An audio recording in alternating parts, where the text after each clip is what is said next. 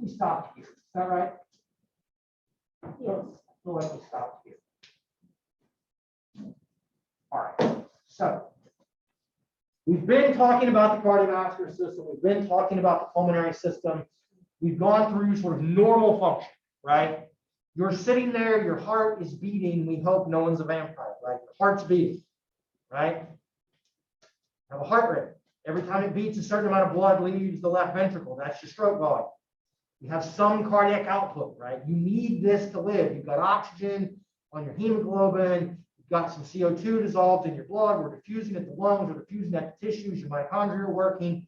Voila, the magic of life. Okay? The really important thing for our purposes in class, though, is what happens when you exercise. Okay? What happens when you exercise? What's the normal response?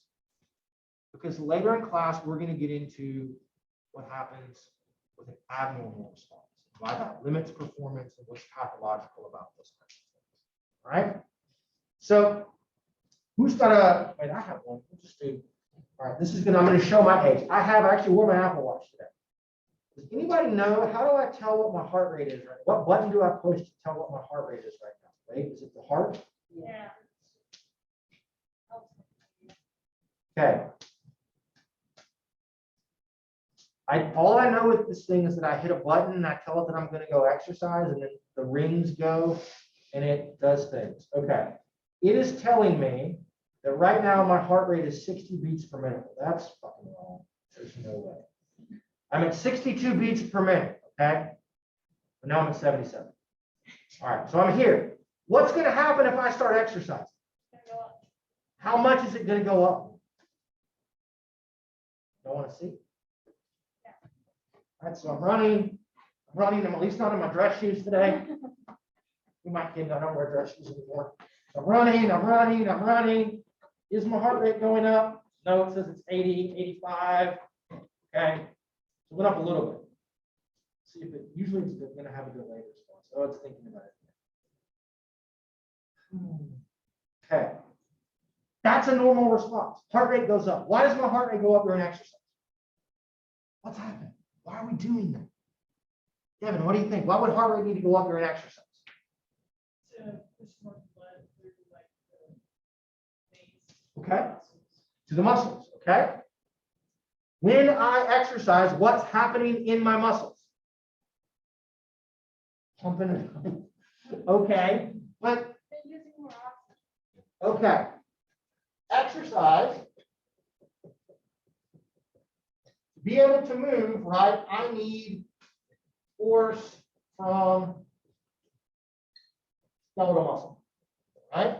When I generate force, that requires ATP. I need energy. That energy for sustainable things is generated in mitochondria. Mitochondria need oxygen and some sort of substrate. So like a lipid substrate or a carbohydrate substrate. They're going to make CO2.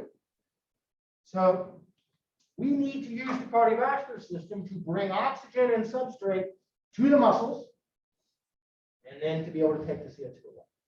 Right? So when I start to exercise, when this happens, my heart rate increases. That makes my cardiac output go up. Okay? As you guys will also see, as part of this increase in cardiac output, although we couldn't measure it, my watch is very mad at me now. Can't do anything, right? And stroke volume also goes up. So heart rate goes up, stroke volume goes up, so cardiac output goes up. Cardiac output goes up, there's more blood that's going to have oxygen going potentially by these muscles, right? We're going to then also move around where the blood is going. The other big response to exercise is a change in blood distribution. Okay? Blood's going to start going to the working skeletal muscle. We're going to maintain blood flow to the brain, and we're basically going to stop sending blood everywhere else. Okay? It's going to stop going to your kidneys and your liver. It's going to stop going to your stomach and your intestines. Why do you not need to go swimming until it's been like an hour after you've eaten? It's because you don't want to go swimming, which is physical activity, and move all of the blood away from your digestive system and be stuck with undigested food in your stomach while you're now exercising, while you're doing swimming. And that's part of that. The rest of it is also ridiculous. Daniel. A stomach cramp is, I mean, could, yeah, very much so. Yes. Okay. So that's why we need this to go. So we're going to talk about why does cardiac output go up, kind of why does heart rate go up, what's driving that, why does stroke volume go up, and then what's changing to move these things around. Additionally, blood pressure goes up. Specifically, systolic blood pressure goes up. Okay. If blood moves via pressure gradients, if I make systolic pressure go up, there's a larger pressure in the aorta to push the blood around.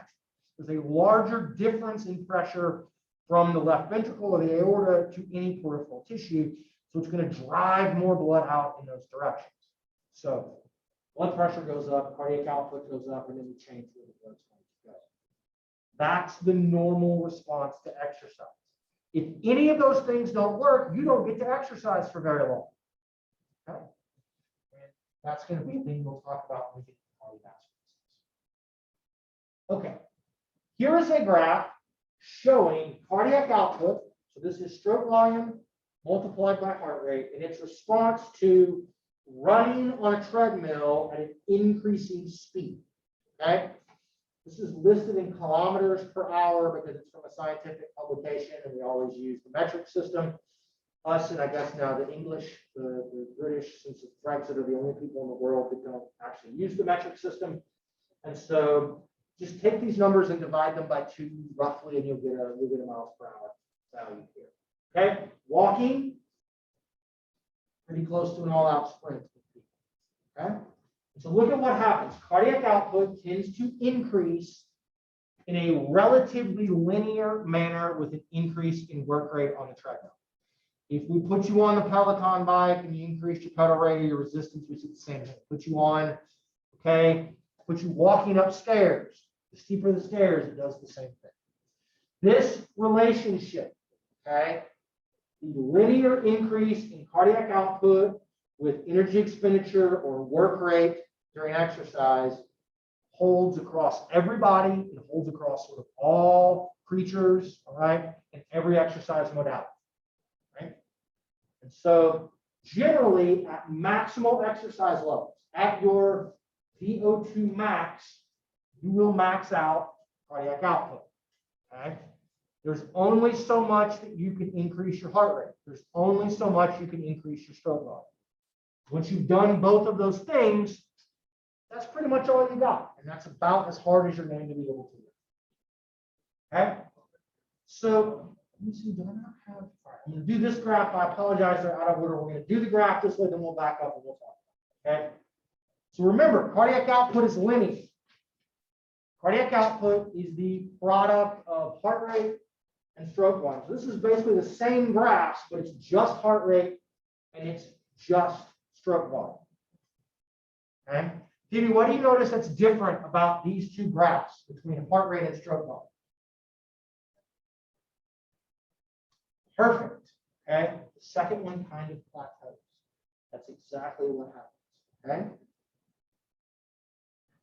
Even though cardiac output is linear, heart rate is going to be linear, but stroke volume goes up to a point and then it levels off in all of it. Okay.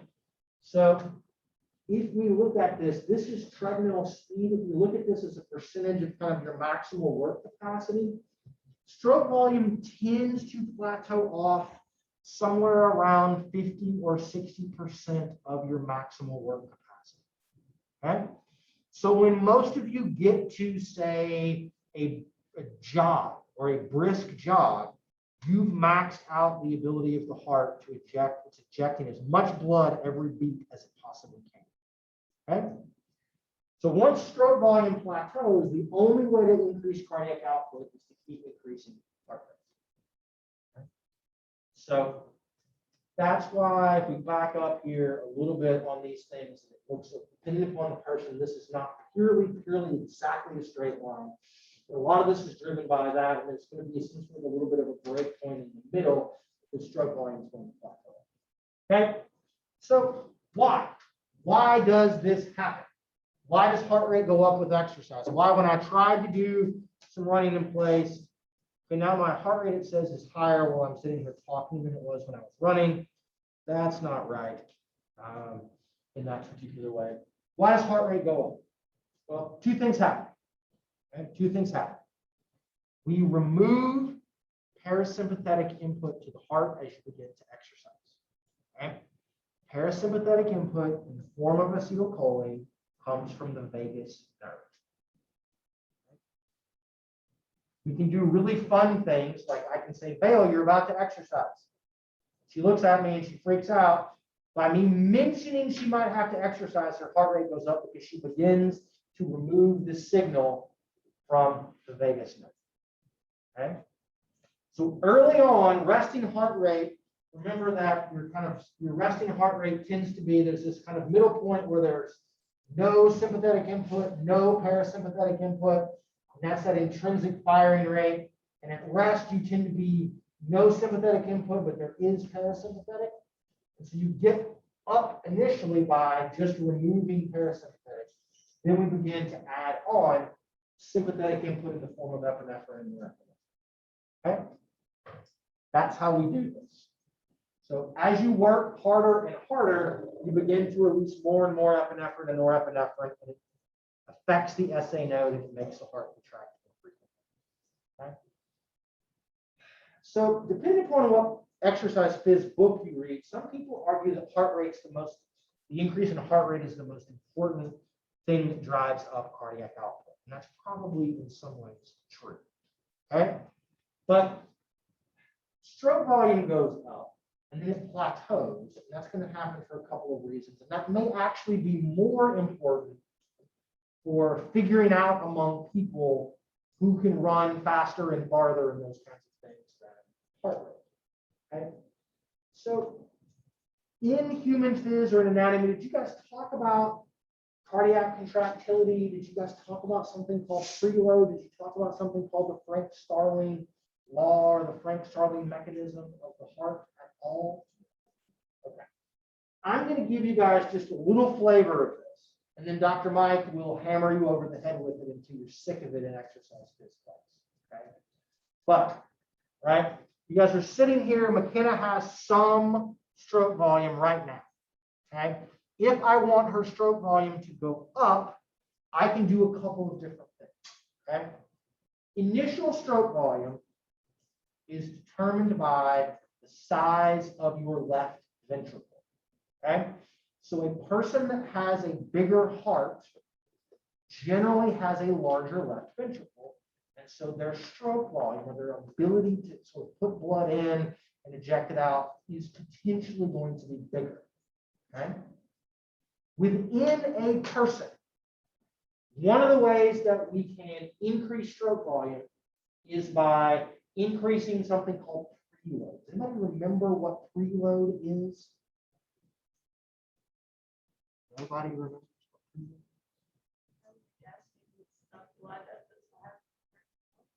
Perfect. That's exactly right. Okay.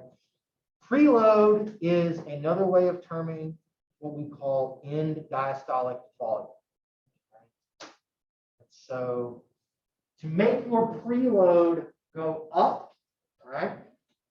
You guys want me to do something fun? Yeah. Yeah? Okay, Lauren just volunteered herself for something. I can make Lauren's preload and her heart go up by having Lauren lay down and put her feet up on her desk. Okay. You don't have to. The floor, who knows about the floor? I really don't want to. Okay. Or I don't know if anybody, I don't know what's going on in this. And there's metal beams in here somewhere. Somebody could like jump up and like hang your legs on that and hang over upside down. Okay. By basically putting your heart below your feet, you're going to use gravity to help bring blood, venous blood back to the heart. So more blood will get into the left ventricle during diastole and preload goes up. Okay? Your heart is a muscle, just like skeletal muscle. It has connective tissue in it. So when you force more blood into any of the chambers, it's like doing this. Remember, I'm going to jump. What do? I sink down, and then I jump, right? I do a stretch in the primary movers, and then I shorten. When I put more blood into the left ventricle, it stretches the left ventricle. It stores elastic energy in the connective tissue in the heart. And then it contracts, and I get force from the actual cardiac muscle and the stored elastic energy from the stretch. Okay? So when I increase preload, that's called the Frank-Starling mechanism of the heart. Frank-Starling mechanism of an increase in contractility. You stretch the heart, you stretch the ventricle, and you get a more forceful contraction. Okay? So by filling the left ventricle to a greater extent, I get a more forceful contraction. Therefore, I get more blood ejected every time. Okay? There's a couple of other ways to do that. If I want to get more preload, I can put your heart below your feet. I can also, we had some things downstairs, I could have brought them. Anybody ever been in the hospital and had surgery or anything, or been in with like a grandparent or something, and they put these sleeves on their legs, and they're called anti-embolism cuffs, basically, and they contract rhythmically from basically at your ankles, and then it pushes itself, like it rolls the contraction up, and then it stops, and then it starts at the bottom again and it rolls. It's meant to move venous blood because veins are so squishy. Okay, because veins are so squishy, I can squeeze around that vein and it will force blood back towards the heart. So you guys can put your arm out and you can squeeze your forearm like this, and it's forcing the blood in the veins in my forearm to move back towards my heart. Or I can squeeze on my thigh and it will force the blood from my femoral vein back towards my heart. Okay? If you want to get that action, that's called venous return, you need to use something called the muscle pump. Okay? The thing that the muscle pump does is, I'm going to do some squats. All right? Y'all hear that? Yeah, so I'm doing squats.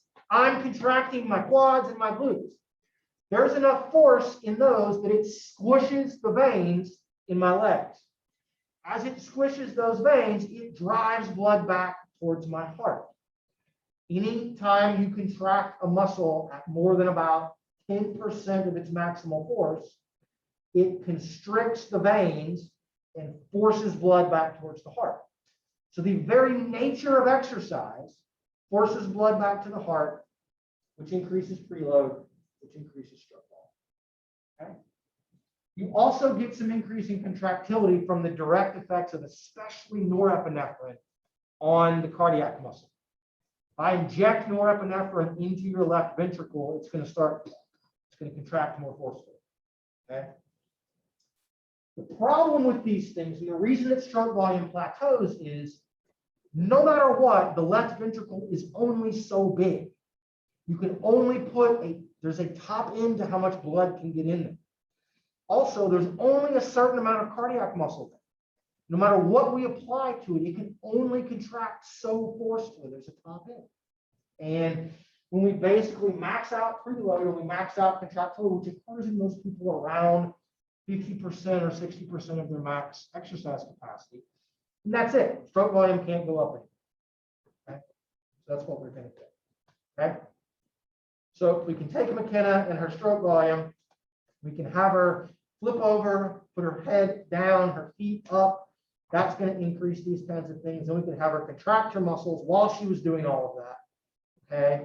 And we're going to get an even bigger increase. I think she's got to work against gravity to make her legs work. That screws everything up. Okay. That's what's going on. Right? We increase preload, we increase contractility, so stroke volume goes up, but at some point, those two things will stop. Those two things will stop. Adriana, how old are you? 20. Everybody else in class that's 20? Several of them. Okay. I'll use Madison as an example. So Adriana's 20, Madison, you're 20. What is your max heart rate? 200. Madison, do you agree with that? Yes? Okay. So Both of them have a max heart rate of 200. Which one of them is then going to have the largest maximal cardiac output?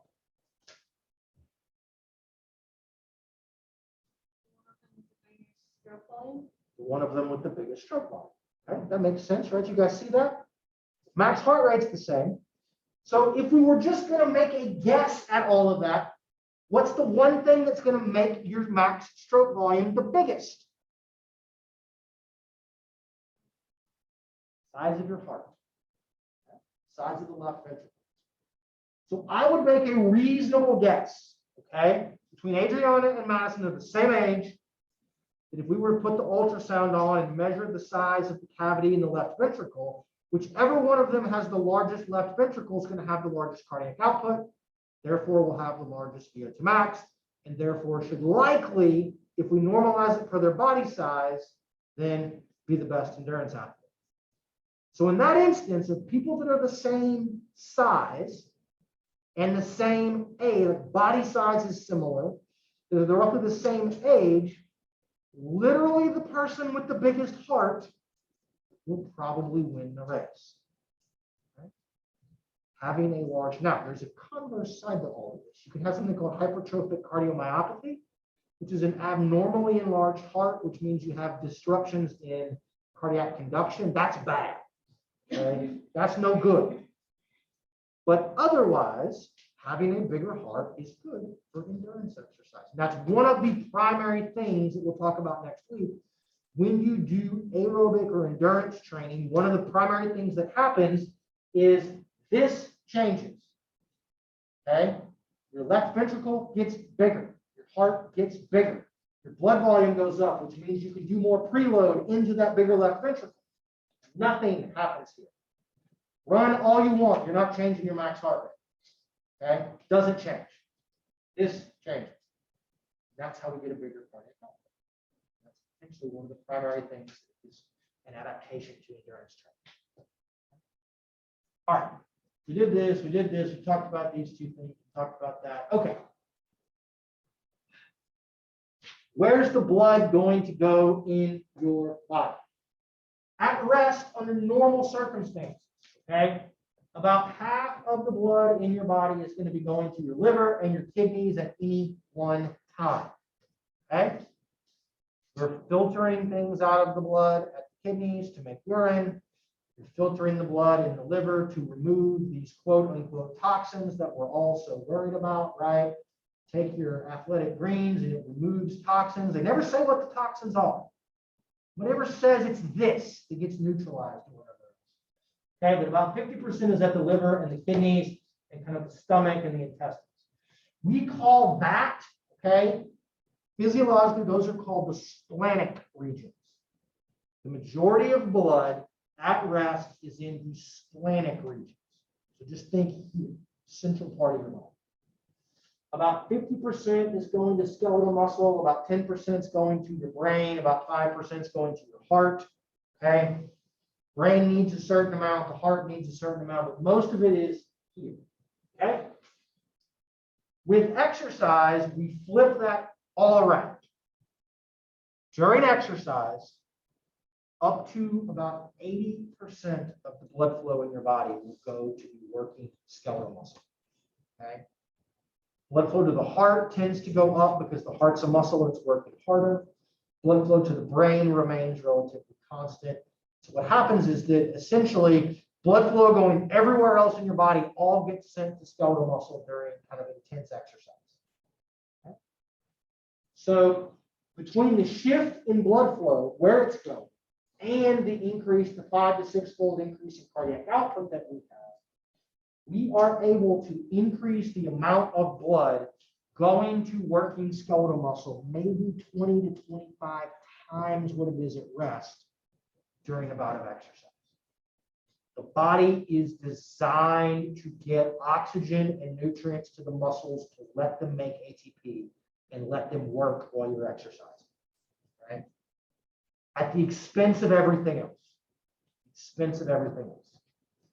Exercise is in many ways going to evoke what we would typically think of as a fight or flight response. You guys remember fight or flight response? Exercise increases sympathetic nervous system activity. And this is maybe less of an issue today, but in the animal world, fight or flight is, it doesn't matter if I need to digest food if something is about to eat me, right? I don't need to run blood through my kidneys to filter stuff out and make urine if I need to run around and find food and hunt or gather or something. And so this is part of what's going on here. We have this huge capacity to shift almost all of our blood flow to our muscles to let us exercise. Okay? We're really, really well set up to do all of that. Now, in non-exercising conditions like eating, we're going to shift blood flow even more so to the splenic regions and away from skeletal muscle. And then when there's heat stress that's going on, this is one of the reasons why exercise in the heat can be so dangerous. When you get hot, you will send blood to the skin so that you can sweat and dissipate heat through evaporation and conduction or convection. Okay?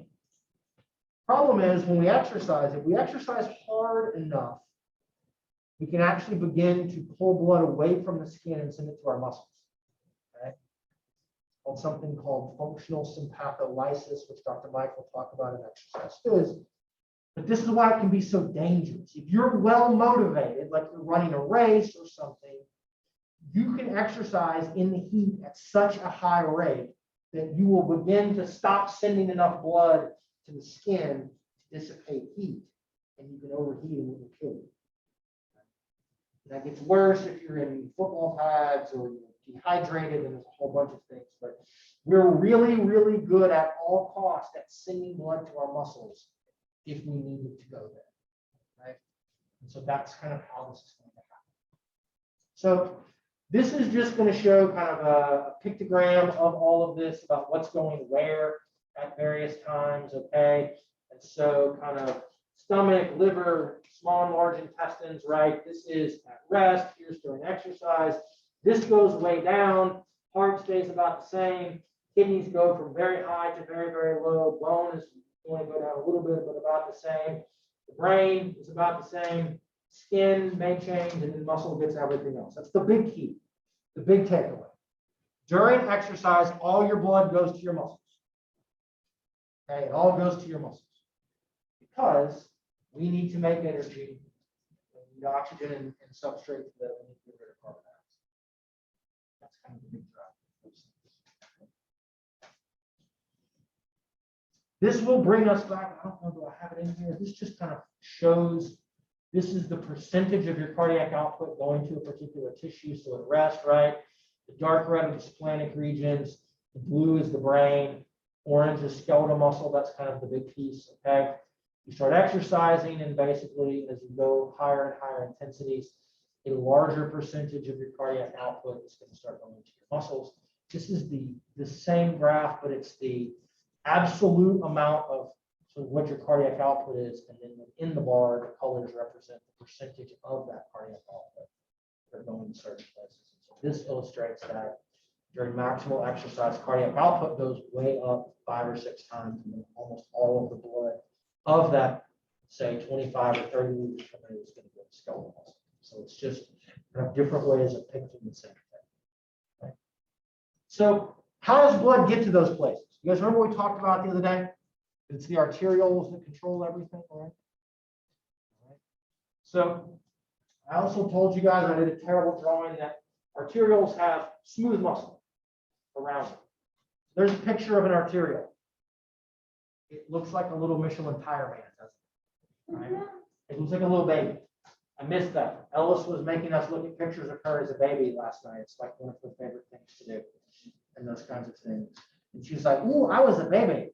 And she wants to see Mama. Anyway, she's very cute. But one of the cool things about little kids, they don't have any muscle. They're just little chub everywhere. It's great, right? So they have these little sort of rolls. These rings are vascular smooth muscle that's around blood vessels. In that vascular smooth muscle, there is sympathetic nervous system innervation, which in this picture, they've dissolved smooth muscle and they've dissolved the actual blood vessel, and all you're left with is these are the nerve endings that are going to signal to all this. Okay? We're going to use the vascular smooth muscle to either constrict or dilate and change how much blood goes through those arterioles to either send more blood to a certain tissue or send less blood to a certain tissue. Okay? One of the good things about the smooth muscle is that it responds to what we're going to call quote unquote input. Okay?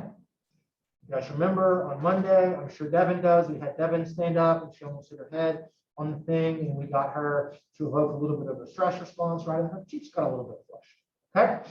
That's her smooth muscle in the arterioles that lead to her face, responding to input from epinephrine and norepinephrine. We're getting vasodilatation. Okay? The other thing that they respond to is something called nitric oxide. You guys heard of nitric oxide? Not nitrous, okay? Not laughing gas that you get when you go to the dentist, okay? But nitric oxide, NO. One of the reasons that I asked Cameron about if there was L-arginine in her pre-workout is that L-arginine is a precursor to nitric oxide. Nitric oxide causes vasodilation. Okay?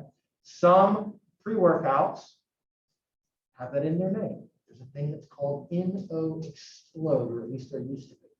The NO is nitric oxide.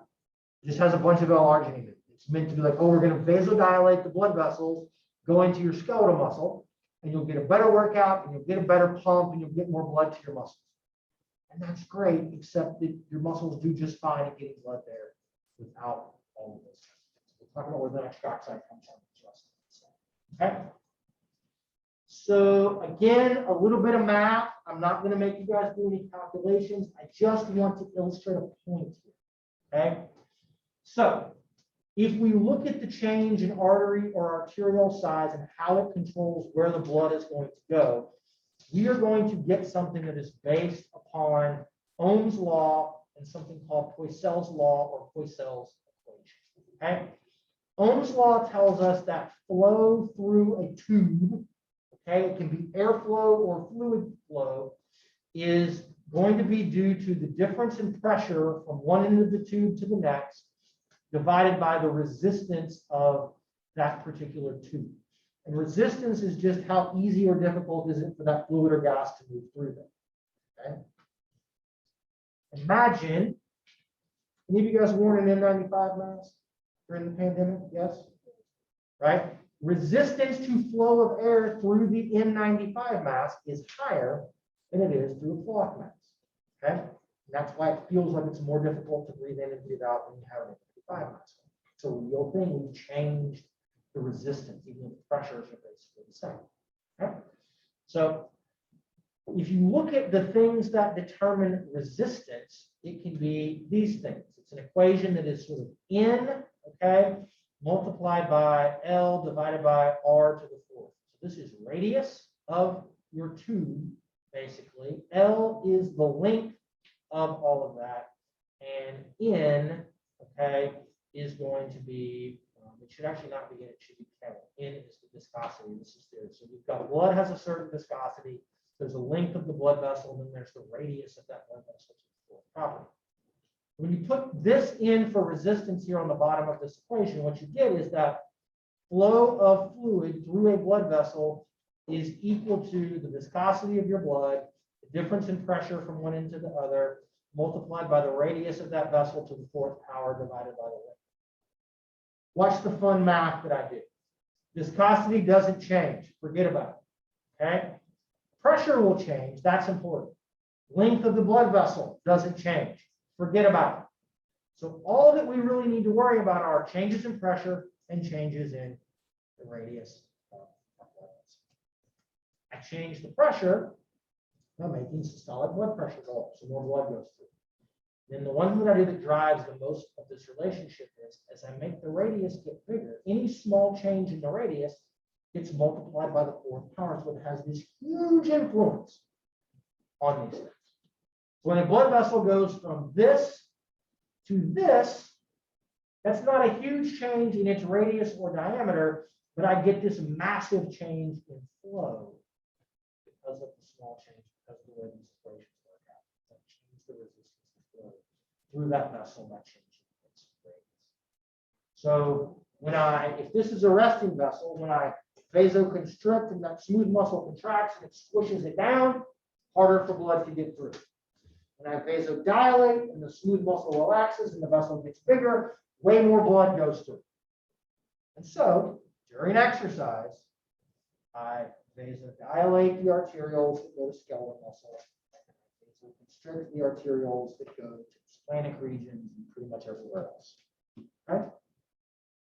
And this happens almost immediately. Okay?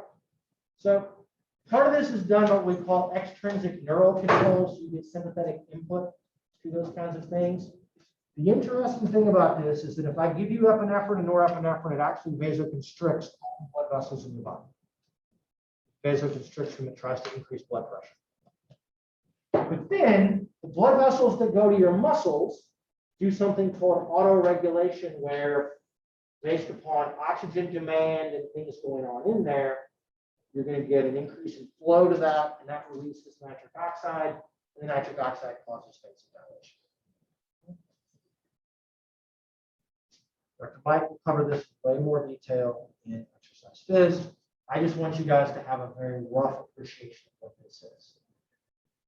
The reason I want you to have a little bit of understanding is you guys heard of the process called atherosclerosis. Okay? So the nitric oxide is produced from what are called endothelial cells that are the inside layer of the blood vessel. Well, those endothelial cells need to be able to sense the blood flowing by. When you have atherosclerosis, you put these fatty plaques and it covers up the endothelial cells and they don't respond right, and so they don't make nitric oxide, and so they can't relax those blood vessels. So you get an increase in blood pressure and you get a lack of blood flow to certain tissues in people that have a lot of atherosclerosis. So pathological conditions can mess this up. I'm not going to ask for a show of hands, but I want you to think. Do you know somebody that smokes? Have you ever smoked yourself? Okay. When I was a master's student, we had people come to our lab and use our chemical vent hood to smoke cigarettes in the lab. Smoke 2 cigarettes consecutively. We basically stopped this from happening. Smoking knocks this out. You don't make nitric oxide. So if you're a smoker, that's why you have high blood pressure. If you're a smoker, that's why you have a hard time exercising. You can't get enough blood to go to your muscles in the same way. Smoke 2 cigarettes, and then we have you drink a glass of orange juice, and it rescues all the function. Vitamin C fixes this. There are antioxidants that fix this. And so there's some interesting things that go into the mix of all of this. So this ability to function is really, really key, especially in older people, to control their blood pressure and to control their capacity to move blood where it needs to go. This is stuff that Dr. Kellerwan studies in his lab. They're interested in this going to the brain as well. They're flow to the brain when you have atherosclerosis and strokes. So, really, really cool kind of stuff that goes in here. Okay.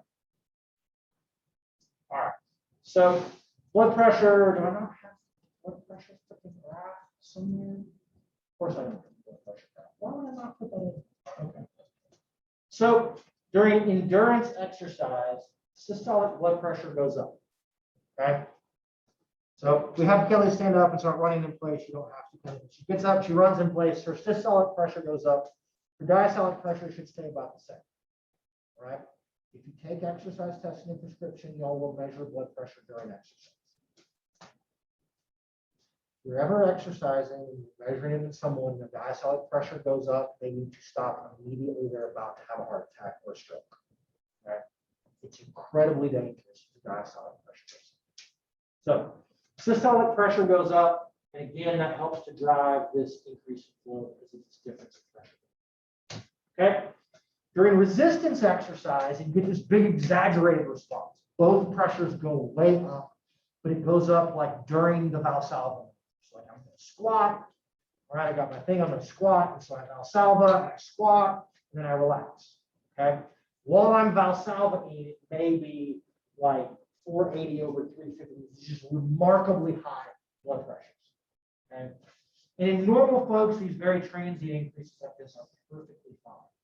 But you're a person that has an aneurysm somewhere in your brain and you do Valsalva, and then you may burst that aneurysm and have a stroke, right? Or you have an aneurysm, let's say somewhere near the aorta or someplace in a kind of major artery or vein, and then we do the Valsalva and this happens. You've got to be careful about resistance exercise and people that are at risk for cardiac disease. Okay. AVO2 difference is pretty straightforward. We talked about this the other day. I just want to explain the way that this graph looks. Okay. So what you can see here is on the x-axis, it says oxygen uptake. This could be the same thing as measuring, say, running speed. And what you see in the blue is the amount of oxygen in arterial blood, and then the red is the amount of oxygen left in venous blood. And so the AVO2 difference is this sort of area here, the integral between these two things, this blue area here. Okay? So what happens as you exercise is that as long as we're at sea level and your lungs work, your arterial oxygen content stays basically constant. It's very, very high. All you do is your mitochondria keep O2 low, push more blood into our capillaries, we drive more oxygen out of the blood into our muscles. So the AVO2 difference gets a little bit. That's what this graph is trying to show. That those two things are going to change. Talk about the ventricular response to exercise. All right, I want to do one more thing here because Dr. Mike will talk about it until he's blue in the face. It's really cool, but I just want to introduce it to you guys. It's something called a ventilatory break. Okay.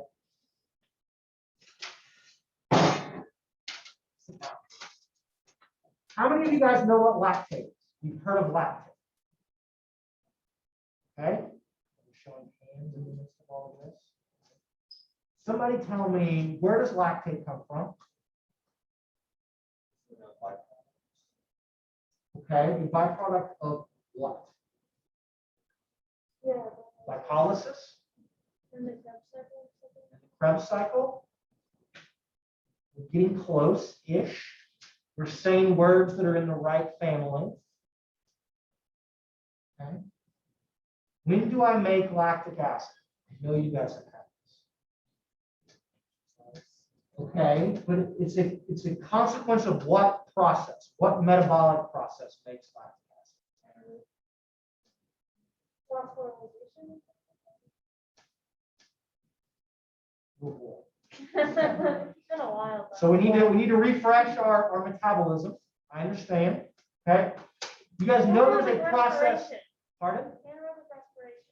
Anaerobic respiration.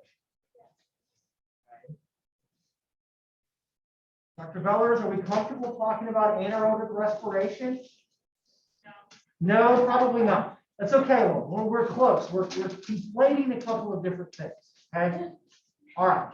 You guys remember there is a metabolic pathway that is called glycolysis. Yes? Okay. Please, no matter what you say, no matter what you have learned, no matter how Dr. Mike will present it to you in exercise fits, never, ever refer to glycolysis as anaerobic glycolysis or aerobic glycolysis. Glycolysis is always anaerobic. No matter what happens, it never uses oxygen. Okay, now we're all right. This is a safe place. Okay. When we do glycolysis, we take a carbohydrate substrate like glucose, metabolize it to pyruvate. If that pyruvate does not go into a mitochondria and go into the Krebs cycle, it can get turned into lactic acid. Okay, that is an anaerobic pathway by which we can make a couple of ATP molecules. Okay, when you make lactic acid, it's an acid. Inside your cell, mostly water. If it leaves the cell and it goes into your blood is mostly water. When I put an acid in water, it dissociates. And I get hydrogen ions, which is how we measure the pH and the acidity, and lactate. Okay?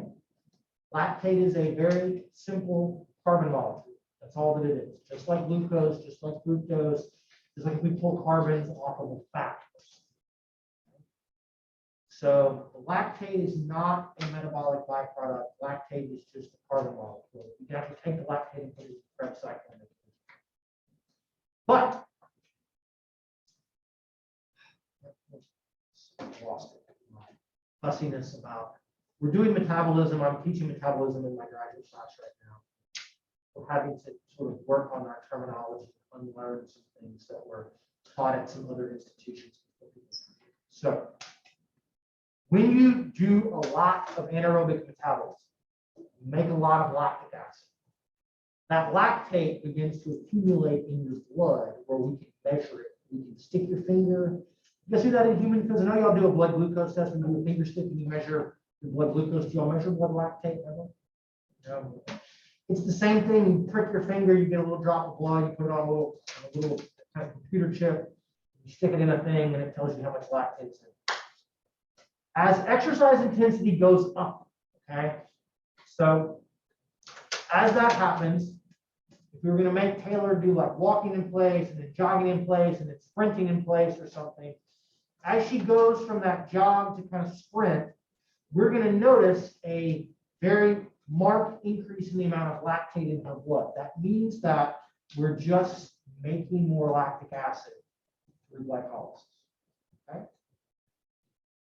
One of the consequences of that, though, is that there's more hydrogen ions that are going to be around.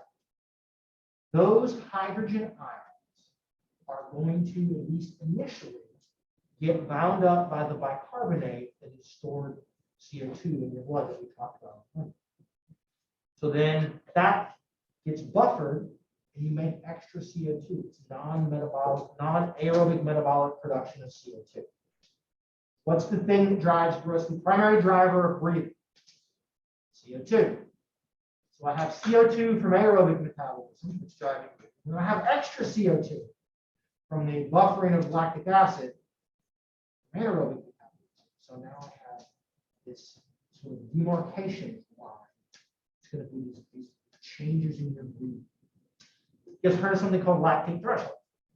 Right? Heard of that thing? So lactate threshold is the point at which it's an exercise intensity at which you get a steady increase in blood lactate above your resting amount. So if you can start walking, your blood lactate shouldn't go up above resting levels. You can start jogging for most of you, and your blood lactate doesn't go up. You start jogging pretty fast, and then it begins to tick upwards, and it will just kind of increase from there. Okay. If I don't measure your blood lactate, but I measure your breathing, I can find roughly the same point, and it's called a ventilatory breakpoint. So you have CO2 from aerobic metabolism, right? Mitochondria make more CO2. We're walking briskly, breathing goes up in concert. I start making more lactic acid. I start buffering, and I get this line of aerobically produced CO2 plus buffered CO2 from bicarbonate. And there's an inflection point where the slope of the ventilation graph changes, and that's called the ventilatory breakpoint. And this occurs just slightly after a person reaches lactate threshold. So I don't have to take blood from you to figure out when your lactate threshold is. All I got to do is measure your breathing. Okay. This is very different in people that have different levels of endurance training. This could be very different if we have people eat a bunch of Tums before you go and exercise. It's a really, really cool kind of integrated physiological measurement that we can make on things. Dr. Mike will talk a huge amount more about this, how kind of all the hows and whys that determine this with what's called isotonic buffering exercise fits. I just want to introduce the concept to you guys. Right? It's a sort of breathing surrogate of lactate threshold. Whichever of you guys get over lactate threshold, your muscles begin to burn. If you ever have exercise and your muscles feel like they're burning, it's because of the hydrogen. So you're over lactate threshold. Whichever one of you has a lactate threshold or a ventilatory breakpoint that's at the largest percentage of your maximal capacity can probably win an endurance race. If you want to work just above your lactate threshold somewhere, you can do that for a long time. We can manipulate these things a lot. Use this manipulate outcomes. Okay. What's this? This. Yep. Talked about the breakdown. Okay. That's what we. All right. Now, on Monday, we're going to start talking about adaptations to aerobic training and prescription of aerobic exercise. All right. That will lead us into doing the second lab and our second, we have to find an endurance training program and critique that. What do tonight? Your critique, right? There may have been a little bit of a disconnect on what you guys understood what I was asking. Many of you guys have sent me your critiques and are asking for feedback on the critique. I've tried to provide a little bit.